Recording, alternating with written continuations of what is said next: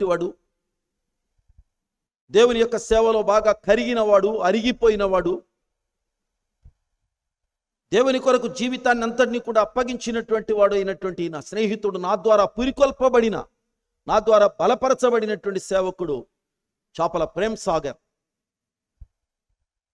అతడు మారేడుమిల్లి ఏరియాలో అడవుల్లో పనిచేశాడు, ఏజెన్సీ ఏరియాలో పనిచేశాడు. అతడు ఎక్కడో తన ప్రసంగంలో మాట్లాడుతున్నటువంటి మాటల్ని వాళ్ళు కాపీ చేసి దాన్ని వైరల్ చేశారు, నాకు కూడా పంపించారు. దాంట్లో నన్ను గురించి ఆయన మాట్లాడాడు ఎప్పుడో ప్రసంగం. నేను స్టూడెంట్గా ఉన్నప్పుడు అతను కూడా నా సెకండ్ ఇయర్ స్టూడెంట్గా ఉండేవాడు. మేమందరం అర్ధరాత్రి భవిష్యత్తులో పనిచేయాలి, దేవుని యొక్క సేవలోనికి అడుగు పెట్టాలి. అందుచేత ఆ సేవలోనికి అడుగు పెట్టడానికి ముందు మేము ఏం చెయ్యాలో దాన్ని దేవుడు సరి అయిన గైడెన్స్ ఇవ్వాలి మాకు అనే ఉద్దేశంతో అర్ధరాత్రి 12 గంటలకు ప్రార్థన ఒక దాన్ని పెట్టుకున్నాం. మేము 12 గంటలకు టంచనగా వెళ్ళి లేపేసేవాడిని నేను. బర్నబాస్ ఎప్పుడు నిద్రపోయేవాడో నాకు తెలియదు. 12 గంటలకు వచ్చి తట్టి మేలుకొల్పేవాడు. అప్పుడే వచ్చేసాడు ఆ బర్నబాస్ అని చెప్పి అనుకునేవాడిని.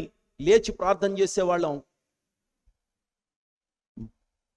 నాకెంతో స్ఫూర్తినిచ్చినటువంటి వ్యక్తి, నాకెంతో బలాన్ని ఇచ్చిన వ్యక్తి, ఈ సేవ చేయడానికి నాకు పురికొల్పునిచ్చిన వ్యక్తి అతడే అని చెప్పి అతడు చాలా చక్కటి ఆ వీడియోలో ఎక్కడో మాట్లాడితే దాన్ని వాళ్ళు కాస్త వాళ్ళు రికార్డ్ చేసి మళ్ళీ ఇప్పుడు పెట్టారు. ఆ దైవ సేవకుడు వెళ్ళిపోయాడు, ఆయన లేడు, ఆయన చనిపోయాడు.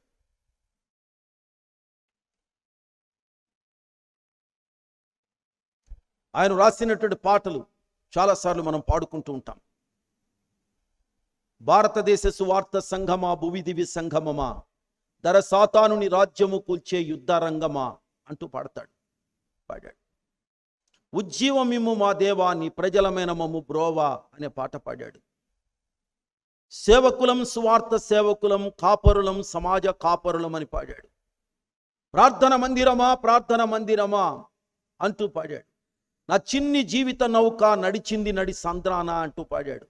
అలలపైనే నడిచిన నాదు యేసయ్యా అంటూ పాట పాడాడు. ఇలాంటి పాటలన్నీ రాసినటువంటి వాడు అతడే.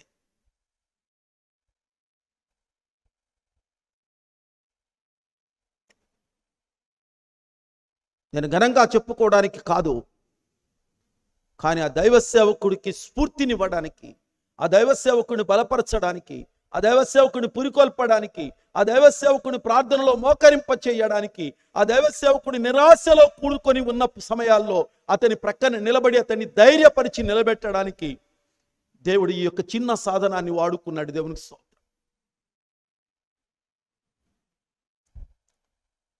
దేవుని యొక్క పనిలో మీరు నేను బలంగా నిలబడితే, విశ్వాసం ఒక్కటి నాకు ఉంది అని చెప్పుకోవడం కాకుండా విశ్వాసాన్ని క్రియల రూపంలో వ్యక్తం చేసి మన తోటి వారిని మనం బలపరచగలిగితే, తోటి వారికి ఆ సహాయం చేయగలిగితే, తోటి వాళ్ళని ఆదుకోగలిగితే, తోటి వాళ్ళని పురికొల్పగలిగితే, మన చుట్టూ ఉన్న సమాజంలోనికి సువార్తను గనక మనం తీసుకుని వెళ్ళగలిగితే, మనలాంటి విశ్వాసులను కొంతమందిని మనం తయారు చేయగలిగితే, దేవుని ఎదుట వారు, మీరు, నేను అందరం కలిసి అక్కడ నిలబడతాం. దేవునికి స్తోత్రం. రేపొద్దున మన పని మన విశ్వాసము కాదు, విశ్వాసముతో కూడా మన పని శ్లాఘించబడుతుంది. దేవునికి స్తోత్రం.